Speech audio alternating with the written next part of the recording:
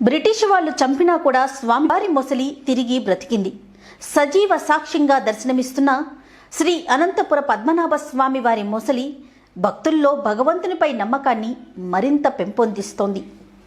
కేరళలోని కాసర్గోడ్ శ్రీ అనంతపుర పద్మనాభ స్వామి వారి ఆలయంలోని కొలనులో కేవలం స్వామివారి ప్రసాదాన్ని మాత్రమే ఆహారంగా స్వీకరించే శాకాహార ముసలి బబియా నేటికి మనకు దర్శనమిస్తూనే ఉంది.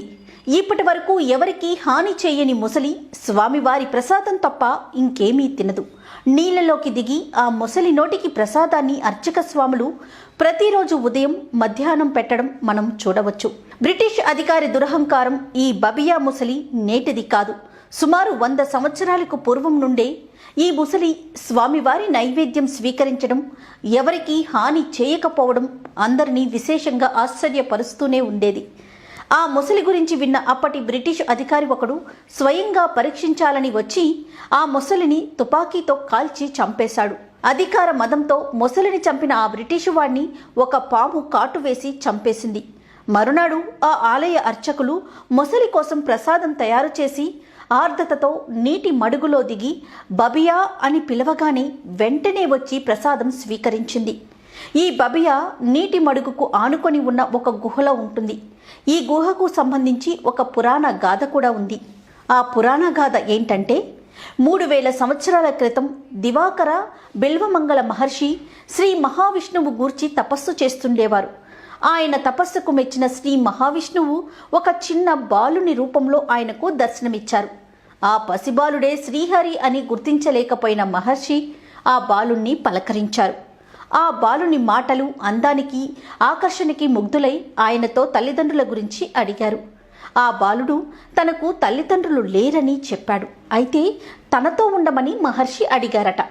ఆ బాలుడు ఒక నియమంపై మాత్రమే ఉండగలనని బదులిచ్చాడట. అదేంటంటే ఎన్నడూ ఆ బాలుణ్ణి తిట్టడం చేయకూడదు. ఏ పరిస్థితుల్లోనైనా తిడితే తాను వెళ్ళిపోతానని చెప్పాడట. ఆ నియమానికి అంగీకరించి ఆ బాలుణ్ణి తన ఆశ్రమంలో అల్లారు ముద్దుగా చూసుకునేవారు మహర్షి. ఆ బాలుడి రూపంలో ఉన్న శ్రీహరి మహర్షికి ఆగ్రహం కలిగించాలని ఎన్నో విధాల ప్రయత్నం చేసేవారు. కానీ ఎంతో సహనం, ఓర్పుతో భరించేవారే తప్ప ఎన్నడూ ఆ బాలుణ్ణి కోప్పడలేదు. మహర్షి దగ్గర శ్రీ మహావిష్ణువు ప్రతిరూపమైన సాలగ్రామాలు ఉండేవి. సాలగ్రామం అంటే సాక్షాత్తు విష్ణు స్వరూపం. ప్రతిరోజు వాటికి అభిషేకం, పూజ, నైవేద్యం పెట్టి ఆరాధించేవారు మహర్షి. ఒకనాడు ఈ బాలుడు మహర్షి సాలగ్రామానికి పూజ చేస్తుండగా వచ్చి ఆ సాలగ్రామాన్ని నోటిలో పెట్టుకున్నాడు. వెంటనే కోపోద్రిక్తుడైన మహర్షి ఆ బాలుణ్ణి తిట్టారు. వెంటనే ఆ బాలుడు, నువ్వు నన్ను తిట్టిన కారణం చేత నియమాన్ని అతిక్రమించావు కనుక నేను వెళ్ళిపోతున్నాను అంటూ అడవిలోకి వెళ్ళిపోయాడు. మహర్షి ఆ బాలుణ్ణి వదిలి ఉండలేక వెనుకనే పరిగెడుతూ ఆ బాలుణ్ణి అనుసరించాడు. అలా వెళ్ళి ఆ బాలుడు ఒక గుహ దగ్గర అదృశ్యమయ్యాడు. ఆ గుహలోనికి వెళ్ళి చూసేసరికి అక్కడ ఒక మార్గం కనిపించింది. ఆ మార్గం గుండా వెళ్ళగా ఒక పెద్ద అశ్వత్థ వృక్షం కింద ఆ బాలుడు మరలా కనిపించి అదృశ్యమయ్యాడు. దాంతో ఆ మహర్షి పరిపరి విధాలా తప్పించి విలపిస్తుండగా ఆ అశ్వత్థ వృక్షం ఆకాశం బ్రద్దలయ్యేలా పెలపెల ధ్వనులతో విరుగుతూ అనంత సైనంపై చతుర్భుజాలతో శ్రీ మహాలక్ష్మితో దర్శనం ఇచ్చారు శ్రీహరి. అదే నేడు మనం దర్శిస్తున్న తిరువనంతపురం అనంత పద్మనాభ స్వామివారు. దివాకర బిల్వమంగళ మహర్షి ఆశ్రమం ప్రాంతంలోనే ఈ అనంతపుర ఆలయం ఉంది కనుకే అది మూలస్థానం.